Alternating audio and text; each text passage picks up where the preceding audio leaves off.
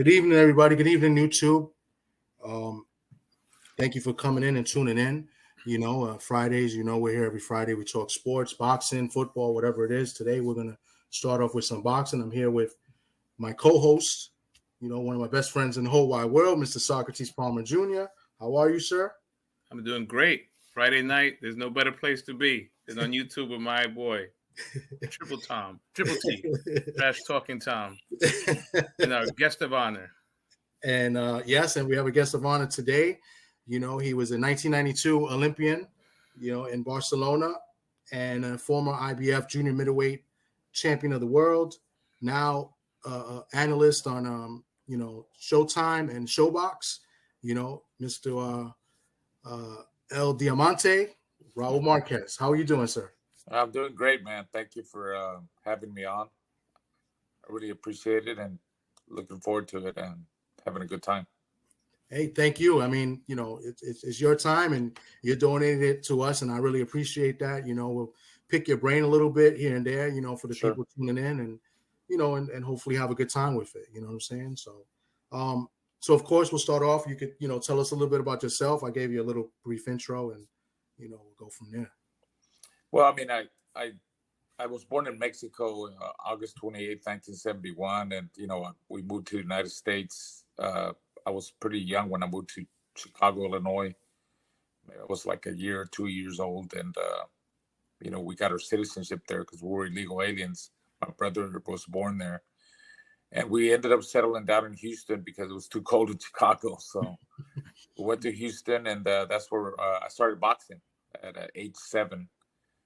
My dad had always been a big boxing fan, old school, like the old school Mexican fighters, Ruben Olivares, Carlos Zarate, Salvador Sanchez, all those guys back in the days. Nice. And he put me in boxing, man, at a PABA Boxing Academy.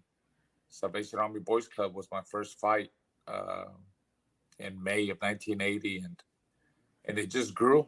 I started fighting as an amateur, and one thing led to another. I started winning tournaments and, won the National Junior Olympics in 1987. That's when I first hit me that, man, I think I want to make the Olympic team one day, because I was watching the 88 Olympic team back then. I said, man, I want to try for the Olympics too. Sure enough, I made the Olympics in 1992. It was a great team with the golden boy, of course, Oscar De La Hoya, who won the gold medal. Yeah. Chris Bird surprised everybody by winning a silver medal. And, of course, Tim Austin, Vernon Forrest, Sergio Reyes, Montel Griffin, Larry Donald, all those guys. Nice. And, turned pro after that and won the IBF title. I had many, big fights, fought big names. I made the best out of my professional career. Mm-hmm. But thank God that when I was still when I was still boxing as a professional, I got into the broadcasting business, broadcasting. I had somebody give an opportunity to do broadcasting. Rich Sierra, actually, was the guy who gave me an opportunity to do some broadcasting on Telemundo. And I just stuck to it, man. I've been doing broadcasting in different platforms, you name it. HBO Latino, NBC Sports, Azteca America, just a bunch of international calls. I worked with Who's Who in boxing, Al Bernstein, Barry Tompkins, Rich Murata, all those guys. I worked with so many, Bob Papa. I've done Spanish, English, and I've been doing broadcasting for 26 years now. 26, yeah. I'm going on 26 years. But I've been with Showtime for 11 years now, doing Showbox, and then doing all the big fights in Spanish. So, and of course, I do a lot of other stuff with Showtime on their social media platforms. I do the weigh-ins, I do press conferences, I do translating, and I do it all. I do a lot for, so I'm blessed. I'm blessed to be where I'm at. Nice. You transitioned well into a second career, and one that you can do forever. You can, as long as you want to do it. I'm sure. Like you said, you just turned 52, so yeah, you got at least 20-year run. Oh, yeah. Absolutely. I really enjoy it. I mean, it's fun. I've been at the biggest fights. I mean, I covered Floyd Mayweather. His biggest fights, Manny Pacquiao, Holyfield, Roy Jones, Morales, Barrera. I've done, even most recently, of course, Tank Davis with Brian Garcia, the Errol Spence Crawford fight. I covered so many fights, man. Sometimes it's hard to think of how many big fights I covered because it's been so many in the past 25 years. It's hard to kind of remember sometimes. Did I cover that fight or not? But yeah, I've been around, man. I've been blessed to be at a bunch of those big fights.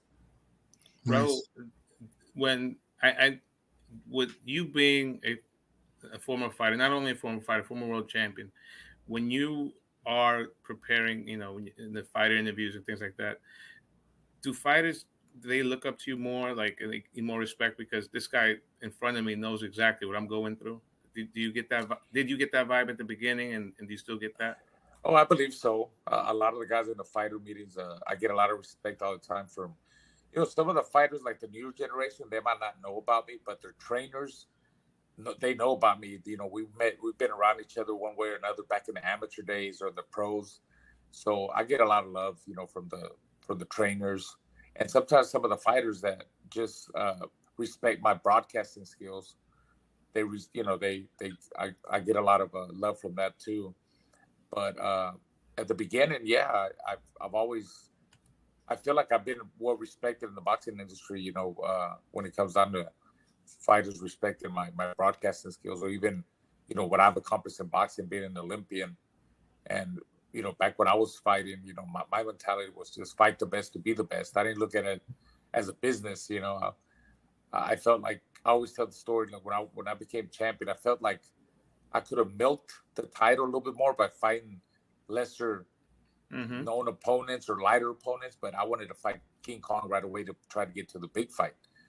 But I love the respect that I get, and it feels good, man. After so many years of being in the boxing game, it feels good. It's a good feeling. Nice. Yeah, you want to. I mean, that Showbox announcing crew is probably the best in the business right now. Like out of all the broadcasting, boxing broadcasting groups. Yeah, I appreciate that. We hear that a lot. We're all a good family. The Showtime family. I'm happy to be with them. I've been with them for 11 years. But Showbox, man. I love doing Showbox because those guys they fight their butts off, man. They want to make it to the big time. They're hungry. And they get in there, like the stories that you hear from a lot of these fighters, where they got to work day jobs and where they got to work overnight. They wake up in the morning to go run, or after they get out of work, they got to go to the gym and do sparring and train hard. They all have different stories, man, and it's fun to hear, what they go through to try to make it to the top. It's not all bread and butter. It's not just fun, and it takes a lot of discipline and dedication, and you got to be focused to get to the big time in boxing and make the real money, the big money. Yeah, exactly. It's not an easy sport. Not at all. And like, Sock said, and we was talking a while ago, I believe 52 years old 2 days ago, you look great, right? To be in the boxing game and to look the way you look now, that's awesome. There's not many, there's not a lot of guys that, that look as good as you after fighting, and that have their speech, right? Absolutely, man. Some words, right? Yeah, I'm sure you guys been around a lot of fighters, man, and they have their way of talking because of the punches, however they affect you. It affects everybody in different ways, and I got hit by some big guys, like Arthur Abraham, man. That guy had some incredible power. Jermaine Taylor. I mean, I fought some big names. But Marquez, like I said, Fernando Vargas, your boy Campas. Like I said, I'm happy to be where I'm at, and I'm very fortunate. I'm one of the few, I guess, and just got to keep going. Yeah. Let me ask you a question. So, I was watching a while ago when you fought Mosley. We know Mosley. They were trying to kind of like set it up for him to fight De La Hoya in the rematch, right? And they put you there, and I think you came down in weight. And I was listening to the broadcast, and the first in the broadcast said, and I remember when you got in the ring, there was like, here's Marquez, and they talked about your announcing background. You was doing, I think, the Latino announcing crew for boxing at the time, and they spoke about that. But then they also mentioned that you bleed a lot. Like you had a lot of scar tissue. And then they said, when he came in, look, he looks like he's about to bleed right now. And I was like, and lo and behold, in the third round, the headbutt. Yeah. You know, but that was crazy. But that's when I saw, like, you know, how fair and how a nice guy you are. Because a lot of fighters, they pull blame. Like when you watched the fight, you was upset about the cut. And then you went in it and you saw the replay and he said, nah, it was accidental. We, you know, lefty, southpaw and righty, and, you know, flash. I mean, I was honest, you know, because that is what happened. But I was upset because I just felt. I mean, I don't like the way the fight ended. If you saw the fight, I was pretty strong compared to Shane. You know, Shane hit me with some. We came up with amateurs together. Shane was never like a. Not to take anything from his professional career, but he was never an elite amateur fighter. Yeah.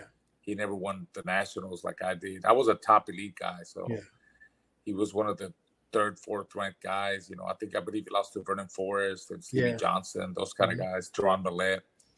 But, you know, as a pro, he you know, everything is timing in life. He made it very far, but I felt that I was coming on. I thought so too. You hit him. Fight, the fight with two lefts, like solid. And he was holding me like a crab, man. Yeah. So you never know what could have happened. Yeah. And I'm just gonna leave it like that. You never know what could have happened. Yeah, exactly. And you could have spoiled that rematch with De La Hoya. But I remember two specific shots you caught him with two straight lefts, and he's not buzzed, but you know, you got his attention. Absolutely. Yeah. Absolutely. So that was the plan. Like when we like the first round, second round, I was like, you know, I Sugar Shane Mosley, which I know him from the amateurs, but you know, he beat De La Hoya. He's fast. He's still Shane Mosley now as a pro. Mm-hmm. But I was like, by the third round, I was like, when the bell rang, I was like, man, he ain't nothing. I'm ready for it. Yeah. And I was a little bit too overly aggressive. And Shane does come in with his head. Yeah.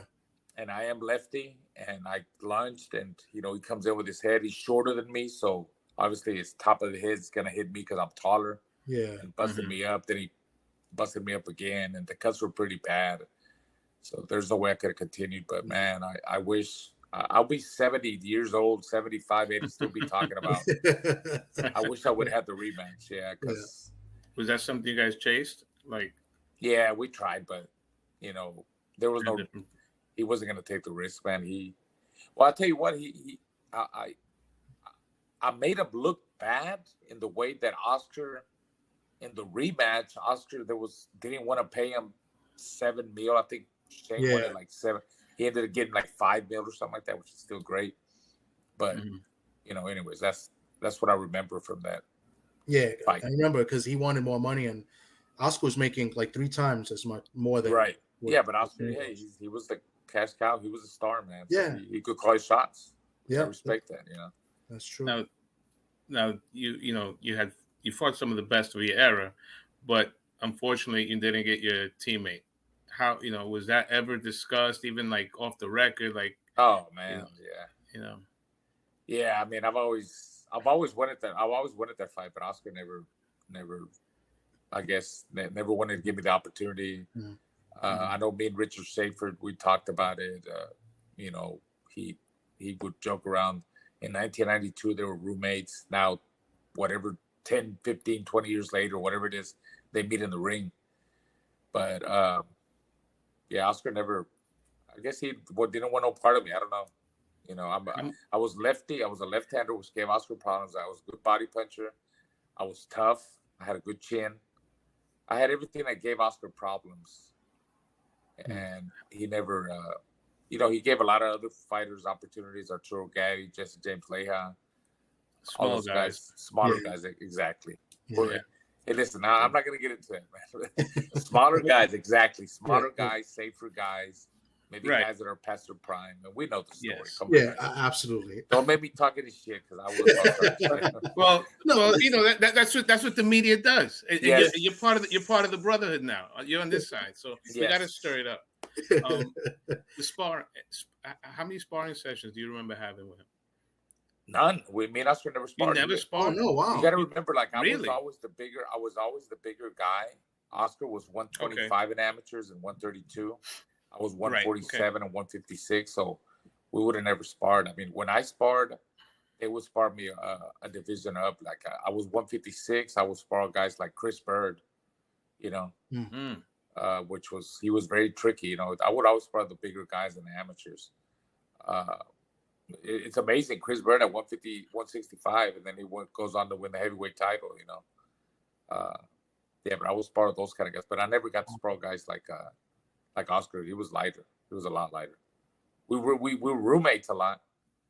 You know, I body slammed him a couple of times because it pissed me off at the Olympic Training Center. But I mean, I was always the bigger, stronger guy, and he knew it. So maybe that's another thing. Mentally, you know, he just knew mentally that I was tough. You know, we came up together on the national team. I mean, we when Oscar joined the national team, I believe it was like 1991, and he had just won the national Golden Gloves, and I met him in the hallways of the hallway of the Olympic Training Center, the barracks. He came up to me. He's like, "Hey, you know, Raúl Márquez, I'm from East LA," and you know, East LA talk or whatever. And he had heard about me because I had already been on the team for 2 years. I was the guy on there, and we just started hanging out, man. So we traveled the world together. We were always roommates, you know. We were cool. Italy, Australia. I mean, we were all over the United States, you know. So, like I said, even when we went to the Olympics, we were roommates. So, yeah. Did you ever get to spar with Vernon Forrest? No, I never got to spar with Vernon. No, okay, never got. No, Vernon was 139, but he was tall for 139. Yeah, really good fighter, man. I had already moved up to 156, so yeah, I never got to spar with Vernon. Okay. Yeah, there's a question from. I'm sorry. We have a question for somebody in the chat. It's about the rematch. Like, do you think in the rematch you would have a different game plan with Shane? Absolutely. I think I would have attacked him from the beginning because I take a good punch, and whatever shots he hit me with, which I don't think he hit me with a lot of solid shots, didn't affect me at all. Didn't hurt me at all. And I was just too big, too strong for him, man. Yeah. He had moved up to 154, actually. He moved up to 154 to fight me. And then him and Oscar fought at 154. Yeah. But and his speed wasn't what I thought it would be. So yeah, I would have attacked him more, but more head movement and more jabs, my body more in the center or in the back, in the center back leg, not too front, not too much over my front leg, and lunging.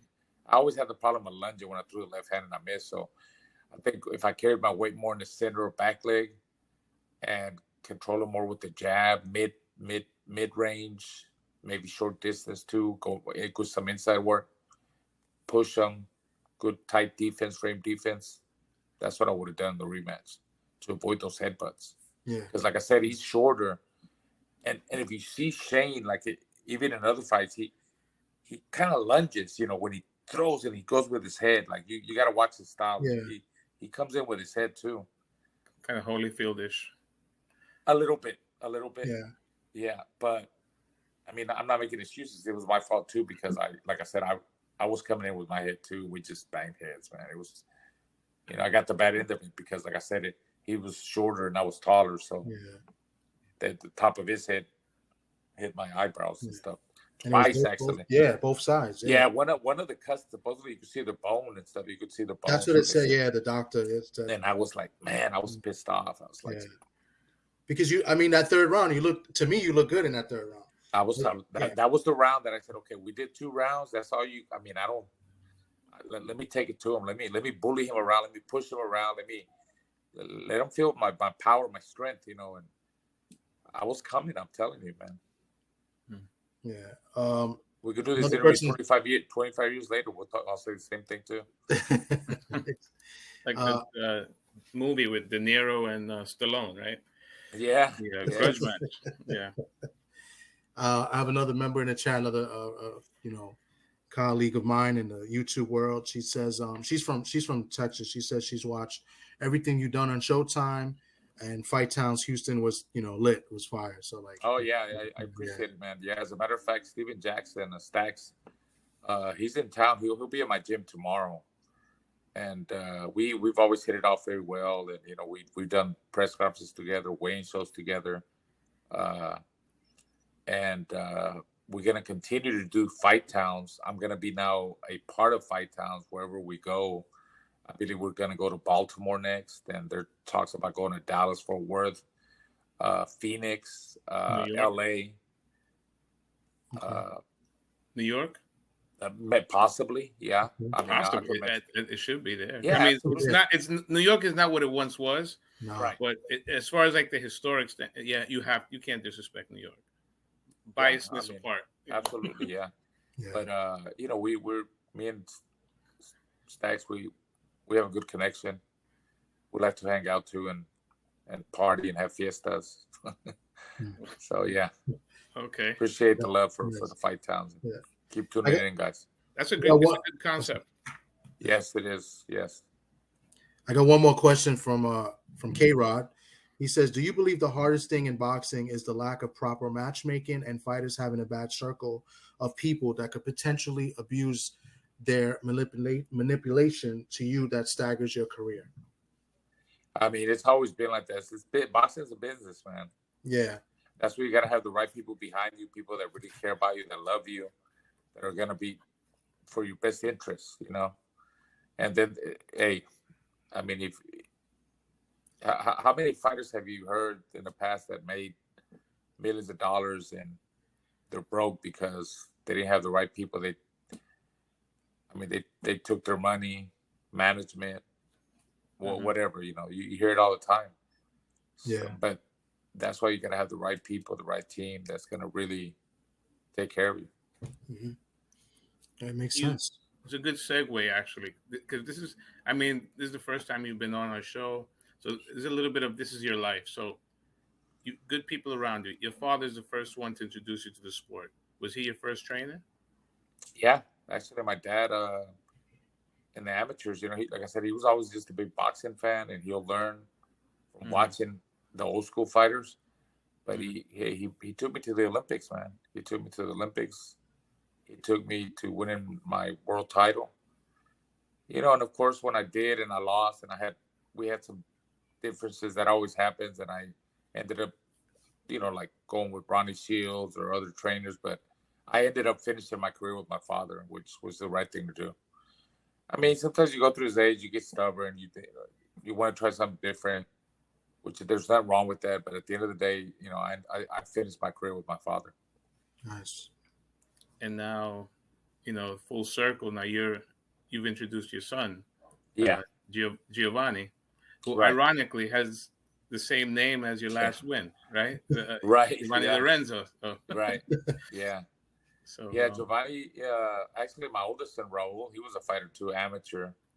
Okay. He was pretty decent, but just he liked discipline. He didn't have the discipline.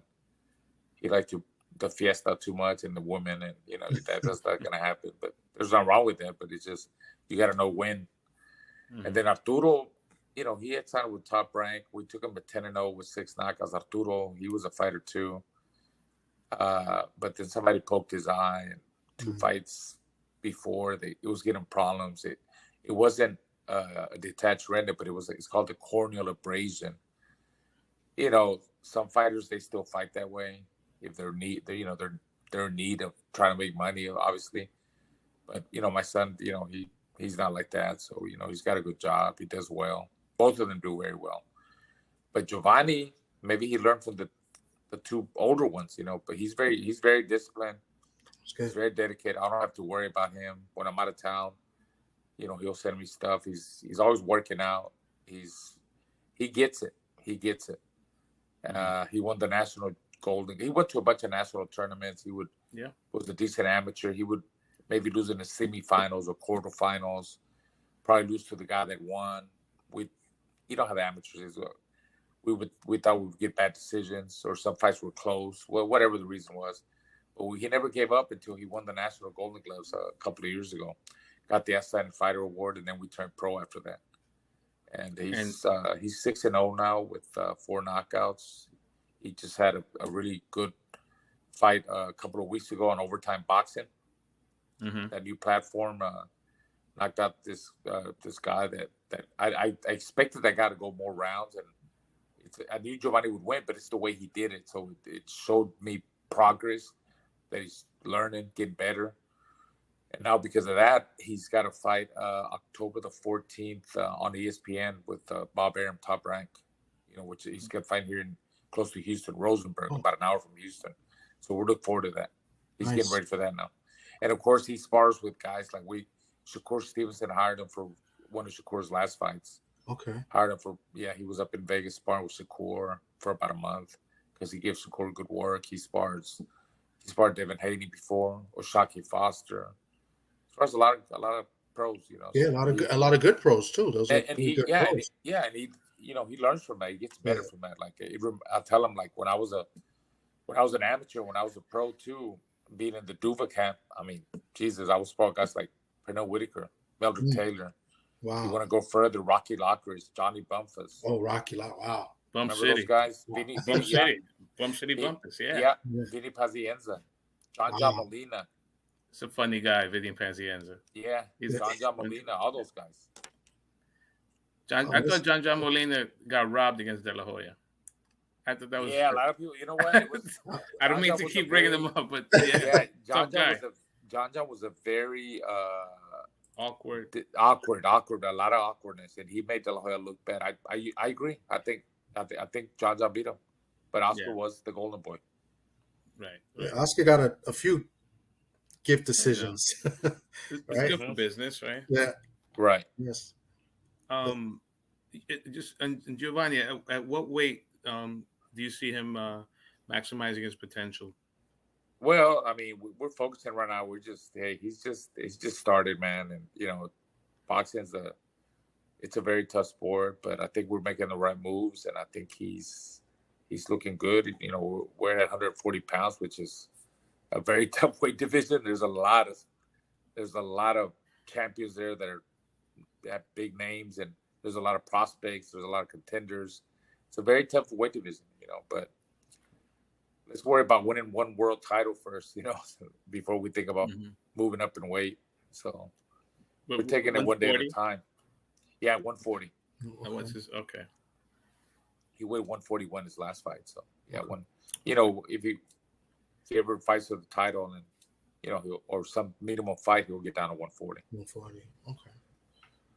140 is a stacked division right now too. Yeah, very stacked. But he's only got 6 fights. He's like I said, we're excited about this Top Rank show on ESPN October 14th, and he knows knockout sell, and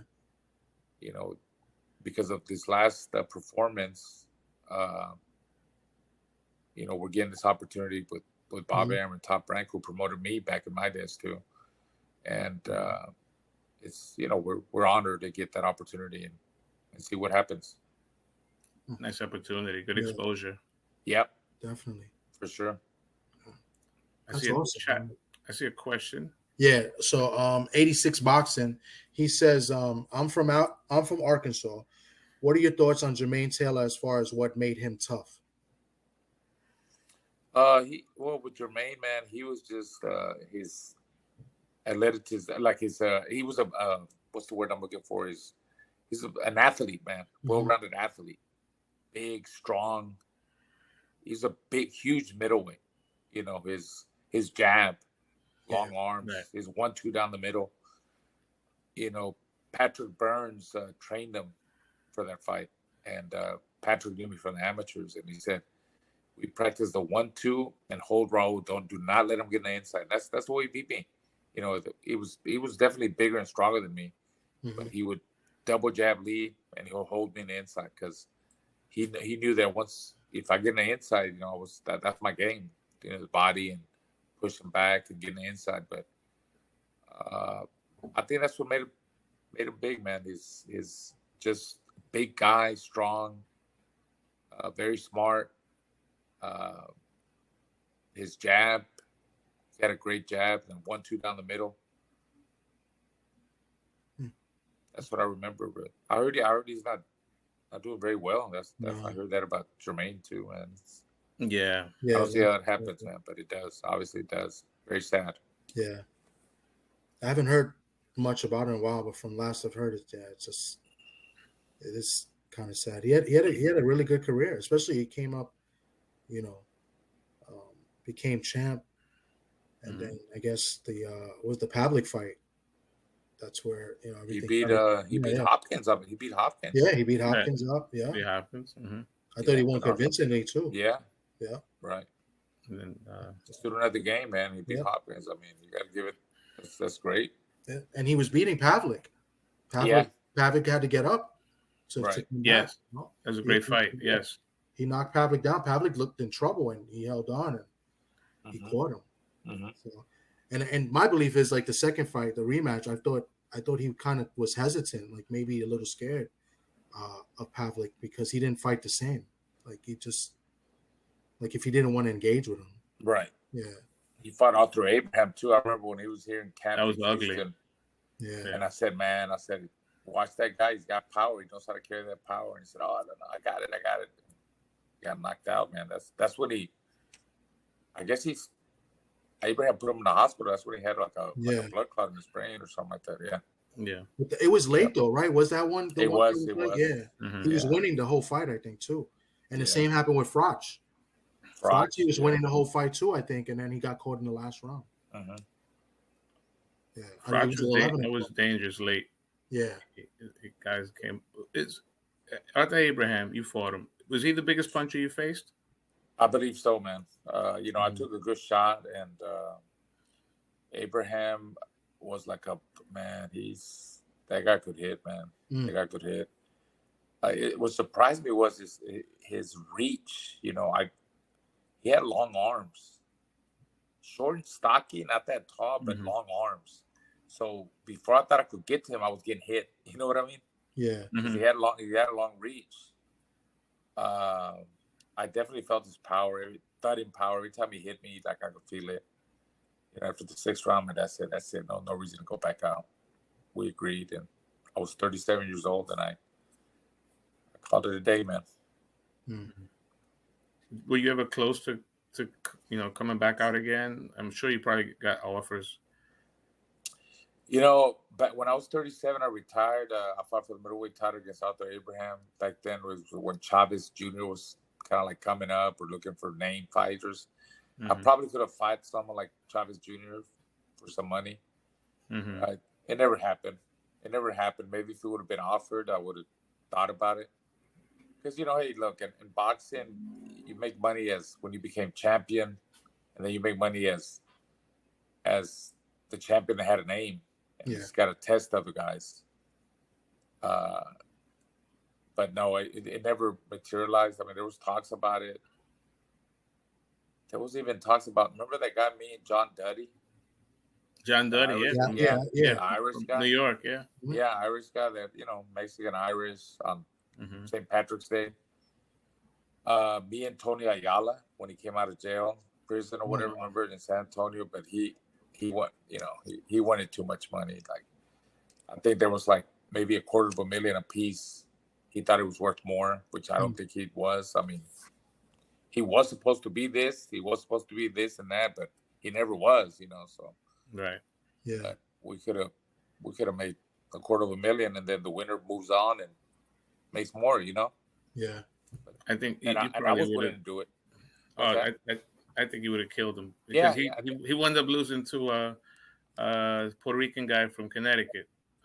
Cardona, was it Pito Cardona? Pito Cardona watched him. Yeah. Yes. Yeah. He was a piece of work. Yeah. So, I was ready for that fight, but it would have been in San Antonio too. In San Antonio. Yeah. And I was okay with that too. Wow. Yeah. So let's rewind the clock. Your first world title. The night you won the world title. How vivid is that still in your mind? Well, I fought for the vacant title against a pretty durable, tough guy, Anthony Stevens, who fought Felix Trinidad and gave Trinidad a pretty decent fight. I think Trinidad stopped him in the 11th round. I think it was a premature stoppage, more like a Don King thing, But but he, I fought for the vacant title because Terry Norris I think he had all the belts and he vacated one of the titles, I believe. So yeah, it was on ABC Wild Water Sports. Yes. It was when De La Hoya fought Pernell Whitaker that evening. I fought during the day at the Tropicana Hotel in Las Vegas on ABC Wild Water Sports. I won the IBF World Title. I stopped them in 9 rounds. Anthony Stevens, and then Oscar fought Pernell Whitaker that night, and it was great, man. I mean, to become a world champion and something that I've been waiting for all my life since I was little. You know, besides being an Olympian, it was good to win the IBF title. Nice. What do you mm-hmm. Go ahead, sorry. No, go ahead. No, I was gonna ask like what he thought about the state of boxing, like this year. Like how do you think, you know, boxing this year with all the big, you know? Oh man, it's great. It's a lot of big things are happening, man. I mean, you know, a lot of big fights. A lot of big fights are going on. You know, Tank Davis and, you know, against Ryan Garcia and of course Crawford and Spence, and then even who did Plant fight? Paul Canelo, you know. Canelo and Charlo about to fight. And Canelo and Charlo about to fight, and I'm sure Tank Davis is gonna fight before the year's over, and maybe I don't know if Crawford and Spence are gonna do it again before the year's over. We still got Benavidez, David Benavidez. We got, you know, again, like you said, Canelo and Charlo. A lot of big fights. Showtime's been put on a lot of big fights, a lot of name fights, super fights. And, you know, now that Canelo's back with Showtime, after the Charlo fight, you know, he'll probably fight next May, Cinco de Mayo or something like that, with another big name. What do you think if somehow Charlo pulls the upset off, because Charlo's the underdog, if Charlo pulls it, does Canelo continue to fight? Do you think? I think he will. Okay. Yeah, I think so. I still think he's the face of boxing. You know, he's a big draw. Mm-hmm. I would think he still fights. Yeah. And who do you think is going to win that fight? Who do you favor? Look,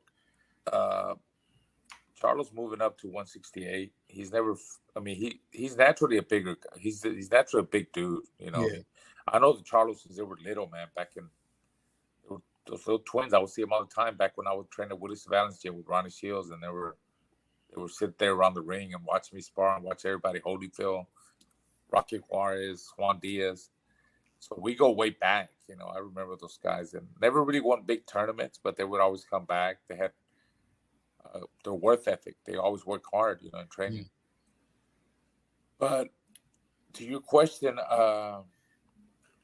I think, you know, I mean, he's, like they say, you know, dare to be great. I mean, he's taking a big risk, you know, moving up to 168, a class that he's never really fought at. But I feel he's more like a 160-pounder moving up to 168. The reason he would never move up to 160 was because his brother in that weight class. Yeah. I think he'll be able to carry the weight, right? But again, Canelo has been there for a while. He's naturally fought bigger guys. I mean, he even fought Bivol. You know, Caleb Plant, all those, you know, at 168, he fought a lot of big guys. He's going to have to box, man. He's going to just have to use his jab, and I wouldn't trade with Canelo. I really can't pick any. I mean, I'm not looking to pick anybody right now, but it's going to be an entertaining fight. I think Charlo is going to give Canelo a better fight than what most people think because of the whole, you know, a lot of people say, oh, he's a 154-pounder, but in the past 3 years, he's fought like one fight, you know, like Rosario, and then he fought Castaño twice. Castaño 1 year. Yeah, so he only makes 154 once, like he said, and that's it. He's only seen it one time. So, like I said, he's probably walking around 180, 185. I think it's going to be an entertaining fight. It's going to be entertaining, and we know Canelo hasn't looked that good in his last 2 fights. No. But, you know, he had hand issues or his wrist or whatever was wrong with him. I think this kind of challenge motivates Canelo. I think from what I've seen, you know, when I was at the press conference in New York, he seems pretty motivated. there was a lot of respect between both of them. Yes.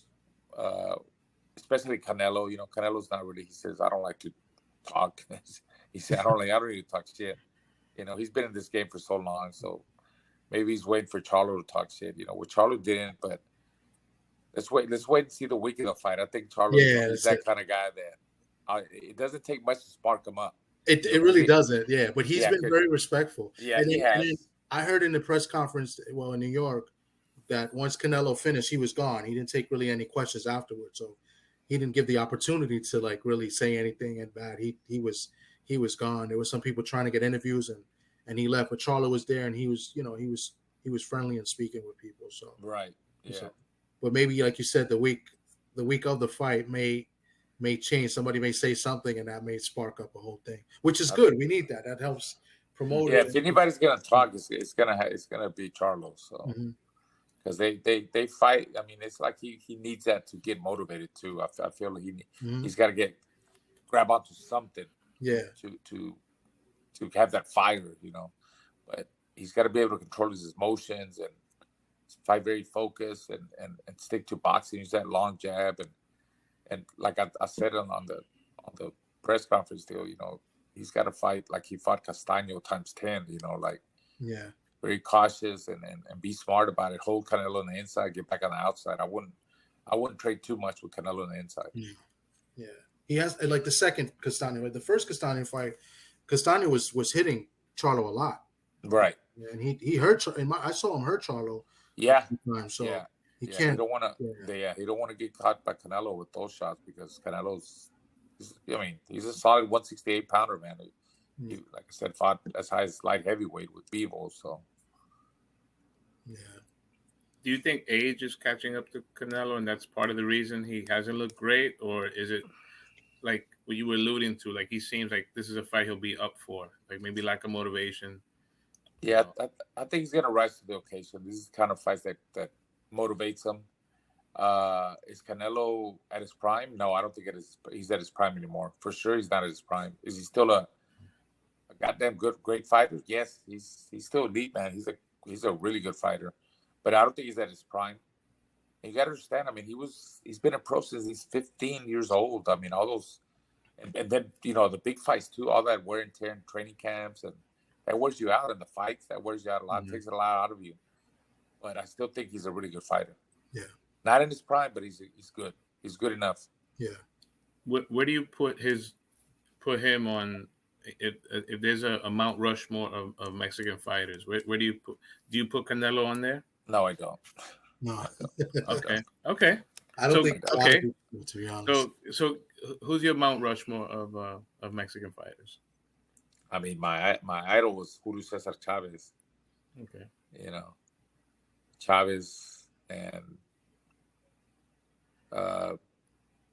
guys like Salvador Sanchez and then most recent, guys like Barrera, Morales. They're good fighters, man.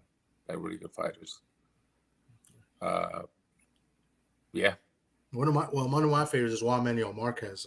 What do you? Marquez, I'm sorry, yeah. Juan Manuel Marquez. I'm sorry, I missed it. Yeah, Juan Manuel Marquez, Barrera, Morales, all those guys. Yeah. Chavez. Salvador Sanchez is definitely, I think, on there. Duran, but he's Panamanian. Duran. Yeah. And but I think he's like a quarter Mexican, right? Isn't it? Wasn't his father? Yeah, something or his grandfather Mexican? Yeah. Yeah. When you're out at events and what we said, Chavez was your hero, your boxing hero. Right. Yeah. Chavez. I mean Chavez, Duran, Hagler. Mm-hmm. They're my favorites. That's three guys growing up. Yeah. Were you ever starstruck with any meeting a fighter for the first time? I met Sugar Ray Leonard, but not really. I just Tommy Hearns. I hung out with Duran. We just had drinks together. We got drunk together. Duran.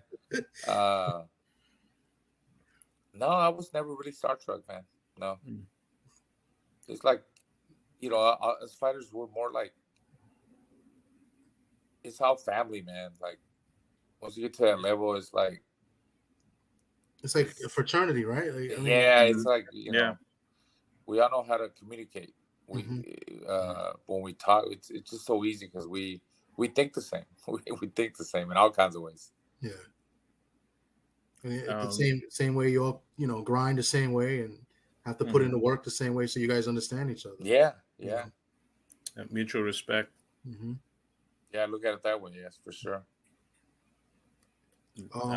One more fight. What do you? I mean, it probably. I don't think it's going to happen this year, but this is the kind of like the talk the last couple of days. Spence activated the rematch Right. with Crawford.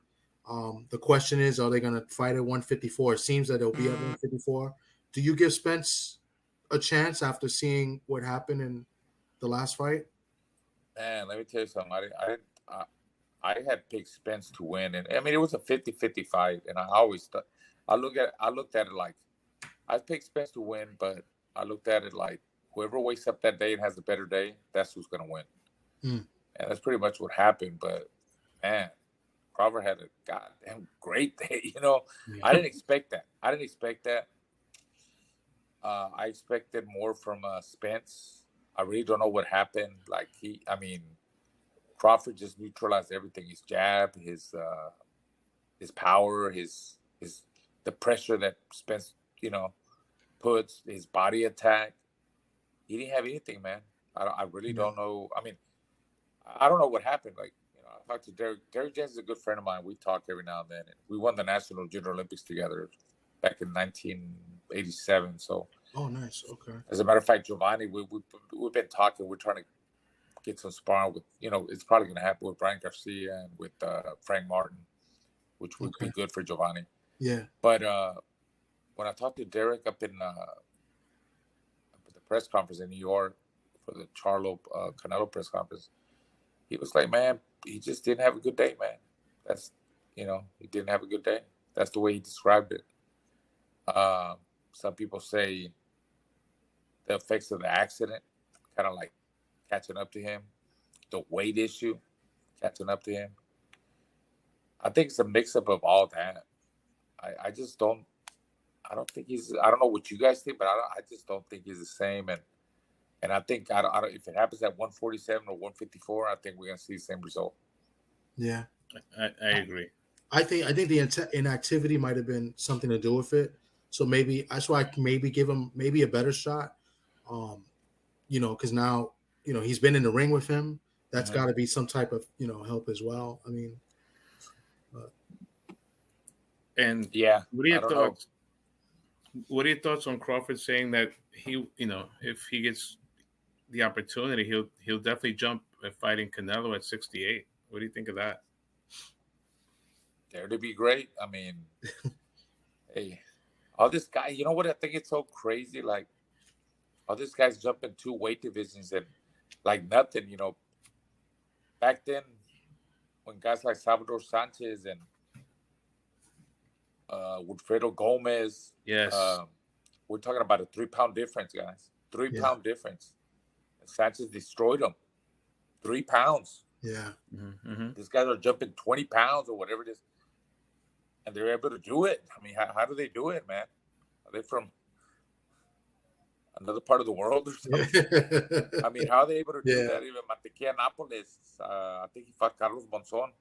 Yes, he jumped up. Mm-hmm. He got destroyed. Yeah. But now these guys are jumping up 2 weight classes. Yeah. I haven't, and the first try too. It's not even like going up and fighting somebody first and then for the championship. Like, I mean, what are they doing, man? What are they doing? Well, I think. Canelo, let's start off some shit. Yes, let's start off some shit.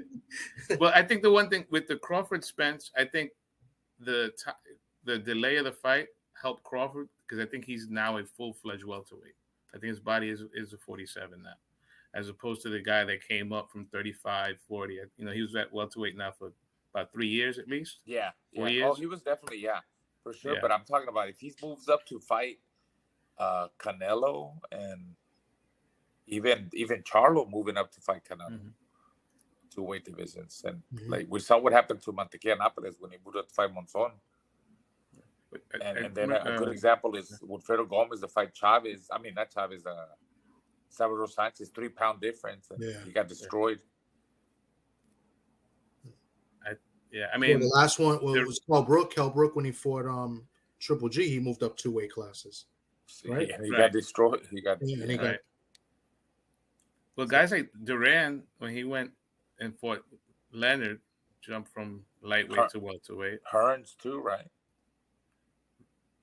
Duran, when he fought, he got knocked out by Hearns at 54, I think it was. Yeah. And Sugar Ray beat Donnie Lalonde, I remember, at light heavyweight. The light heavyweight, yeah. Roy Jones was another guy that was able to do that. Moved up to heavyweight. Right. Beat, John Ruiz.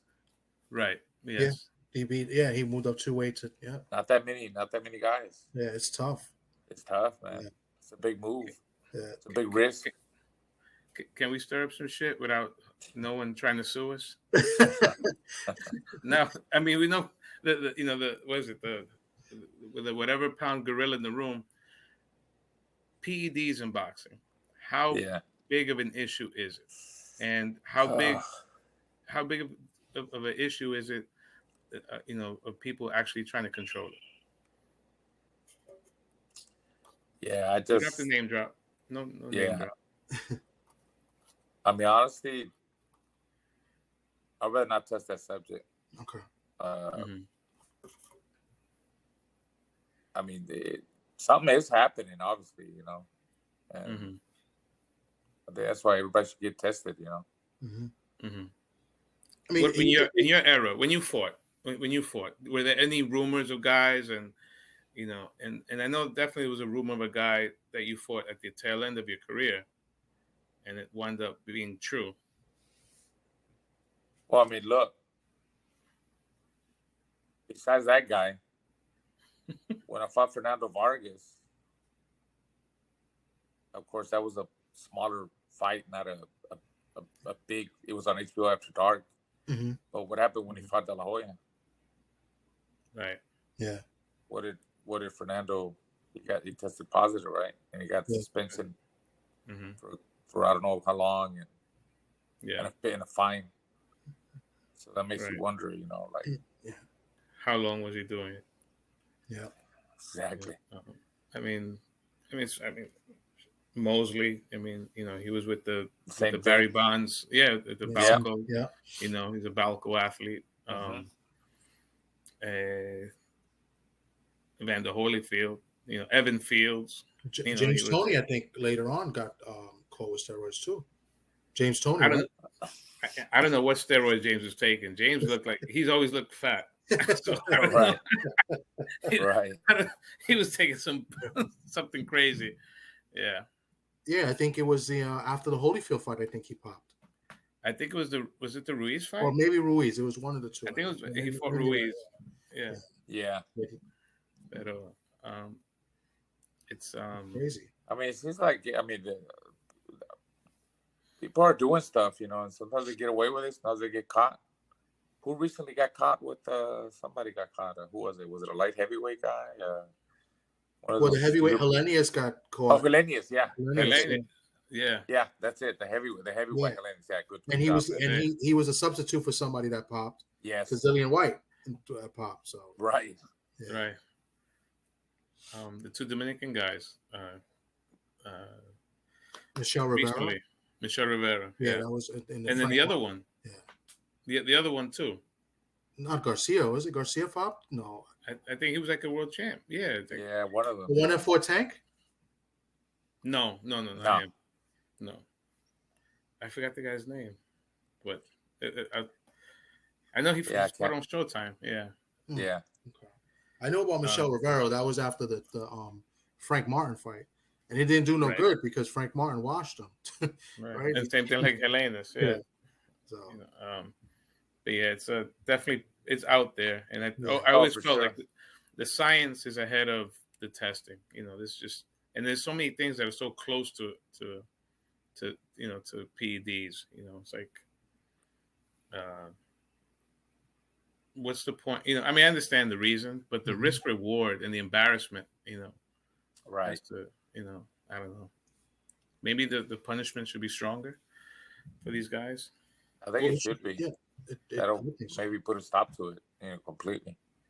Mm-hmm. And how about testing? What do you think testing should be like? It should be year long, right? Even if All you're the not time. fighting, I mean, they should be Periodically, all the time, Yeah. man. Just out of nowhere, just be tested all through the year. Yeah, that's Especially probably- the top guys, all the top fighters, the top ranked, the guys that are ranked,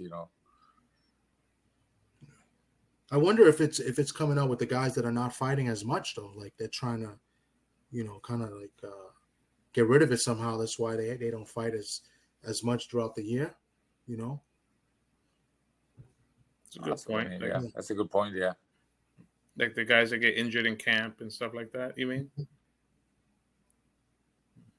That always brings you kind of think like, he's trying to get it out of the system, and that's why they delayed the fight. It's like right.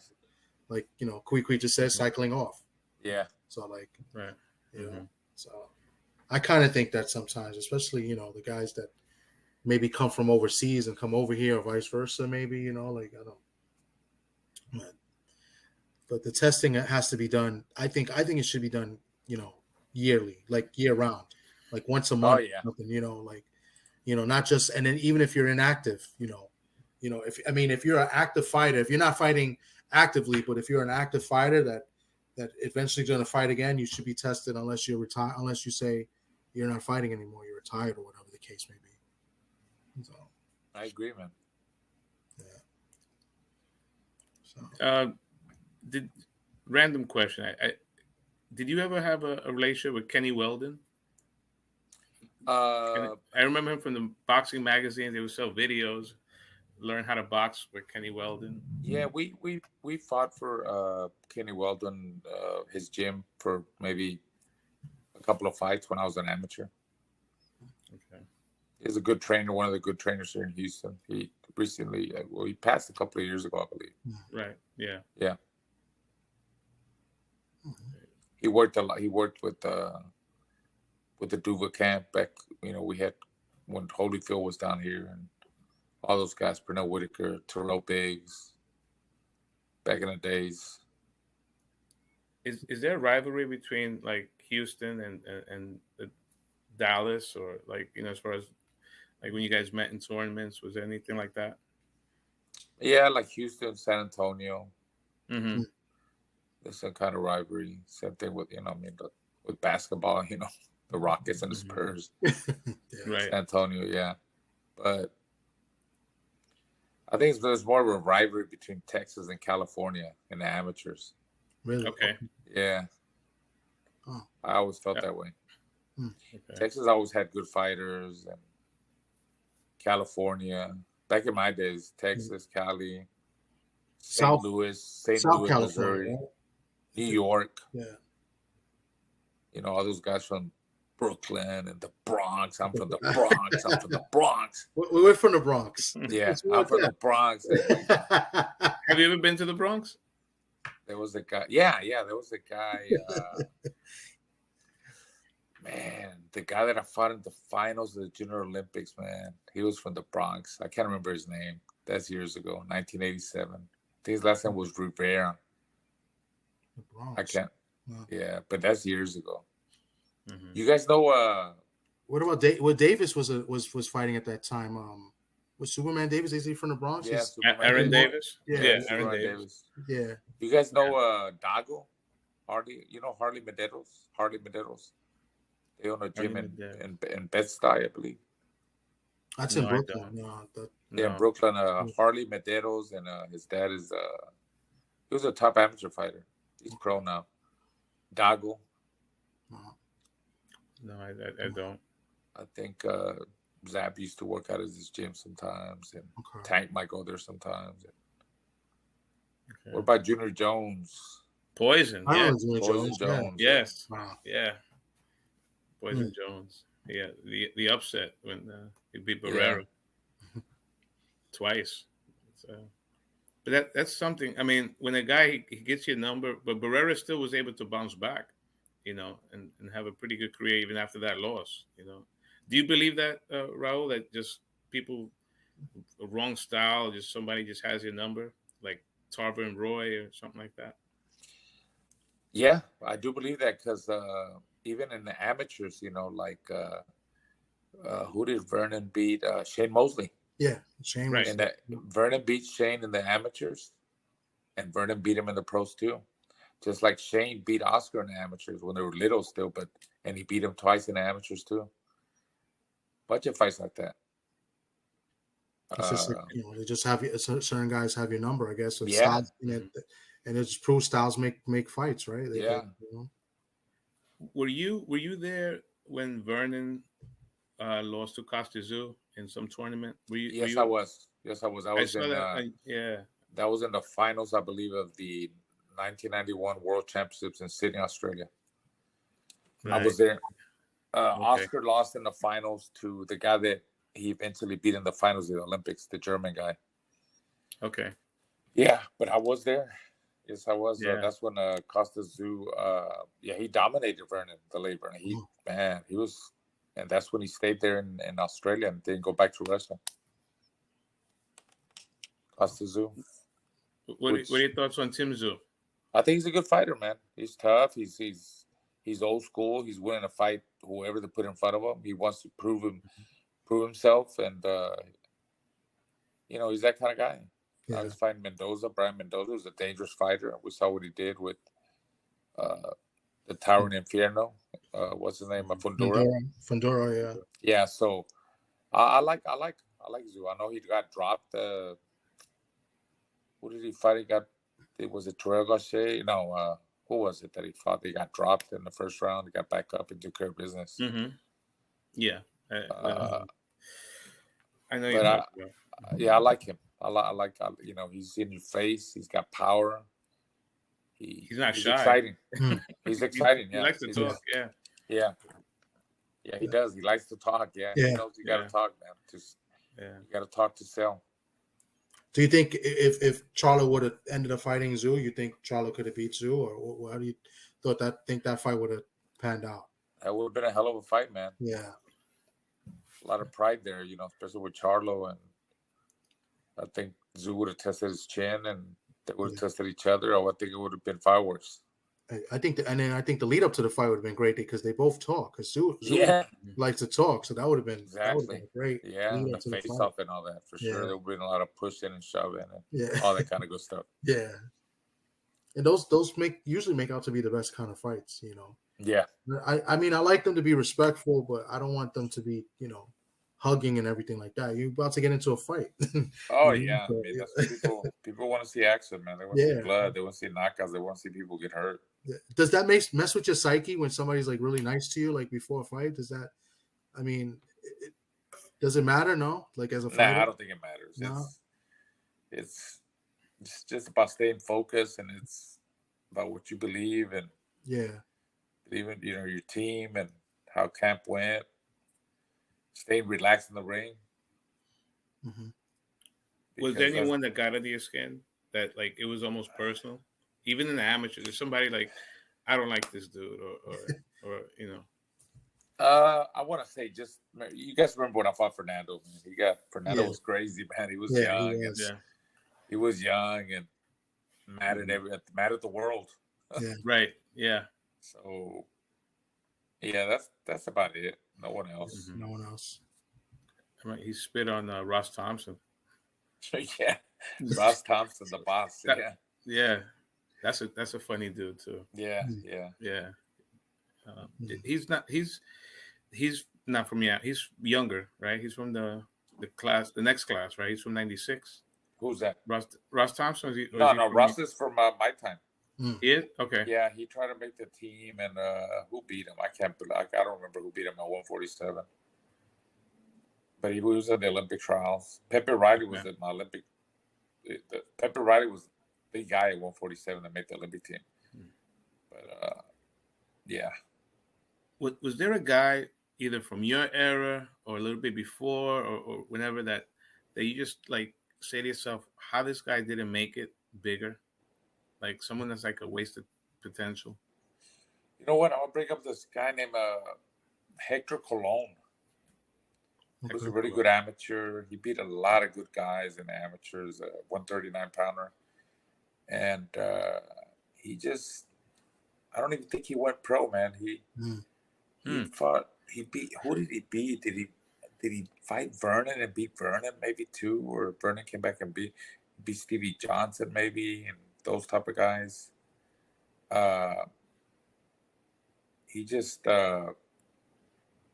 decided to, give himself to religion, God and all that. Okay. And he never went pro, man. And he actually does very well. He's in that environment, and he does well financially. Hector was a good fighter. Is a pastor, maybe? Yeah, something like that. Okay. Yeah. Okay. Wait, do you remember where is he from, or? Milwaukee, Wisconsin. Okay. Yeah. Okay. Puerto Rican, yeah. Yeah. Good power, yeah. Okay. Good guy. Okay. What about someone that has like the promotional machine behind them, and a lot of good ink is talked about him, but that you felt like, all right, when the moment of truth comes, the guy that was kind of like of a hype job. Anybody come to mind? No, you could talk shit, bro. You could out of us three, you could defend yourselves. No. Talk your shit. Talk your shit. I can't really think of nobody right now, but I mean, we know back in the, you remember Pachito Bojado?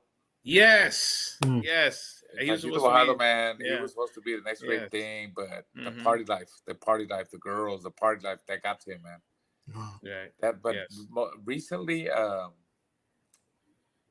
can't think of anybody that was getting a lot of hype and then just didn't make it. Mhm. What about any prospects out right now that are kind of getting hype? Like there's like what do you think of Xander Zayas? Like he's got a nice little backing right now. He's a good fighter. Mm-hmm. I think he's a good fighter. They're Puerto Rican, good boxer, good puncher. Like he's trying, man. Everybody's trying. Like I can't say anything bad about him. Mm-hmm. Okay. He's the one that comes to mind because he's at 154, I believe. So he's like the same weight. Mm-hmm. I mean, he's with the machine. I mean, Top Rank, they know how to build up a prospect. Yeah, they do. Yeah, they do. And he's got the fan base. Is that like? I mean, obviously, you win the lottery, like being a Mexican fighter, especially, it's like an instant fan base. Is that from the business standpoint? How fortunate is that to have a Mexican fighter? Because I think it's. I mean, honestly, I think Mexicans are the biggest fans. Mm-hmm.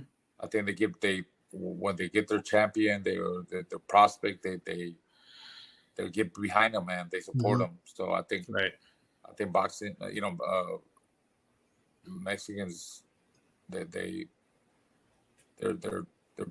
love their fighter, man. They support them. They're big supporters of boxing. They love boxing, and when they have a star, they're gonna support them all the way to the end. Yeah. Mm-hmm. And that's kind of like look at the Garcia and Tank fight. Look how many buys that did in comparison to. Oh yeah. Well, on top of that, I mean, Tank is he's becoming a bit of a household name, but Ryan Garcia also, because he's a social media guy, man. He's a social media star. Yeah. Right now, everything, man. A lot of these social media guys, like look at the Paul brothers, like all the followers they got and the kind of money that they make. Yeah.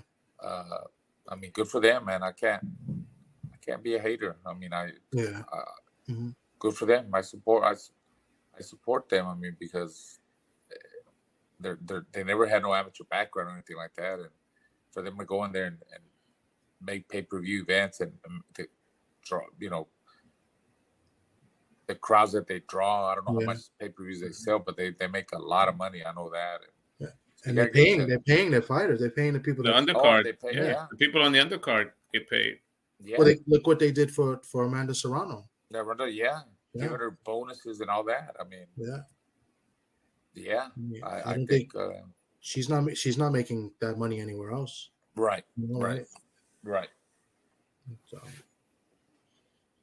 it's great. So any prospects you see now that you're looking forward besides your son, of course, that may Giovanni Marquez, man. That's all I want to talk Giovanni about. Marquez. That's it. Giovanni Marquez, 6-0, maybe you could 4 bring him on. knockouts. Maybe you bring him on one day, you know, and we could chop it up. Yeah, we can. Yeah, we can. That'd Absolutely. be awesome. I mean, this was definitely awesome. It was good, experience. Great talking with you. I appreciate you giving us this time. You know, we know your time is valuable. You know what I'm saying? So, this was awesome. I appreciate it, man. And yeah, I got boxing. We got a class tomorrow called Boxing for Breakfast. So, wow. I own a boxing. You own a gym? Yeah, I own a boxing fitness gym, and the only guy that I train, is Giovanni. But what's the name of your gym? Raúl Marquez Boxing. Oh, okay. That's a great name. Yeah. What's So I just train people for fitness and kids that want to learn the basics, that kind of stuff. I do private lessons, and me and Giovanni kind of run it. That's awesome. And that's in Houston, correct? Yeah, it's in here in Humble, Texas, but right here by the airport. Okay. Yeah. I'm gonna make a prediction why I think your son's gonna be successful, because a lot of fathers that train their fighters, train their sons rather. I think and even in other sports, they almost try to live their life through their son, and it creates an animosity. And you're somebody that's already been there. You know what it is to be a world champion, right? And like you said, no one's gonna have a better interest for them, for your son than you, right? So, and we got to remember, this is a new generation now. My son's 22, and I have an open mind. I'm open to his opinions or his whatever he thinks, and we talk about it, and we might agree or disagree to agree, we talk about it. So I'm open about different things that he does. It's not like I'm old school and it's my way or the highway. I'm open to his whatever he has to say and thinks he should do, or if he wants to be flashy and puts his hands down and it works, I'm okay with it. Okay. Oh, it's interesting. Yeah. And you've seen it. You've seen a lot. I mean, I'm not going to say you've seen it all, but you almost seen it all. I mean, you're covering a lot of different fights as well. As well as you being in the ring, you've seen so many fights. I mean, yeah. I mean, I've been doing like I said, I've been doing broadcasting for 26 years now. 26 years, and I've been with Showtime for 11 years. And I can tell you, man, I covered Manny Pacquiao's fights. Floyd Mayweather's fights, Roy Jones, Holyfield, Canelo Alvarez, Morales, Barrera. I covered so many fights, man. Floyd Mayweather. I've been around. I covered a lot of big fights, man. Yeah. And then being with Showbox, covering guys that, how that series, there's been like 90 fighters that came out of there and went on to become world champions. Those guys are hungry, man. It's very interesting when you cover those guys, man. They really go at it. They're really hungry, and they're trying to move up in the boxing world and make it to the big time. Yeah. So, yeah, I covered all kinds of fighters, man. Prospects, up and coming guys, Olympians, world champions, superstars that are big. Like I said, like Mayweather and Canelo and Pacquiao. You name it. That's awesome. Showbox has been, I mean, I know that's what you guys sell it, but so many great fighters have come through there. I mean, I first saw Ricky Hatton on Showbox. My son debuted on Showbox too. Really? Oh, that's right. Yeah. Giovanni debuted on Showbox. So Joan Guzman. Yeah. I think, does Ishe Smith have the record? I think of the most appearances. Yeah, I believe so. Something like that. 6 times, 5, 6 times. Yeah. A.J. Smith, Paulie Malignaggi. colleague, who I think should still be on TV, but Yeah. I don't want no smoke with Espinoza. He'll cancel my next credential request. El Jefe. Yeah. El Jefe. That's it, man. Yeah. I like Paulie. I'm biased. I know Paulie for a long time. Yeah, I like Paulie too. He's a great guy. He's good at his job too. Oh, absolutely, man. Really good. Yeah. You should be on the number 1 team, by the way. Yeah, I say it on Twitter all the time. Yeah, and I tell Sock all the time whenever we watch the fights. And I'm not blowing smoke up your ass because you're here and right. I understand the favor. I think Showtime needs to do something about that. So at the end of the, they still have Mares, right? Correct. Yeah, I'm not. He's a nice guy. He seems like a nice guy. Yeah. Very nice guy. He's a great guy. Very nice guy. Yeah. I think you do better than Mares by far, but thank you. Yeah. and unless you could give us Mars' phone number, you get him on the show next week, and he'll be saying, yeah. Well, his eye, he had a break. It wasn't a retina, right? It was something like you said, the cornea abrasion, was it? No, I think it was detached retina a couple of times. Okay. Yeah. Well, you can go on and, when you go speak to your, fellow people there in Texas, you could tell them that you had a conversation with 2 people from the Bronx that didn't really say that they were from the Bronx, but right. You could tell them that you met 2 nice guys that, didn't brag about where they were from. Right. Which is the Bronx, right? Right. I'm from the Bronx. I'm from the Bronx. Where you from? Oh, I'm from the Bronx. Okay. I used to like that, man. I said, oh, I love it when you're from the Bronx. I'm going to whip your ass, man. Anyway, it's all love. It's all love, man. No, of course. Well, now, New York as a whole. More shit. New York is a California in the amateurs. Who is the most shit talkers? Man, New Yorkers, bro. Eric Kelly. You know Eric Kelly? Yeah. Eric. Oh my God. Yeah. Eric Kelly. There's a lot. Yeah. But usually the ones that talk the most shit from New York are guys from Brooklyn. Yeah. Yeah.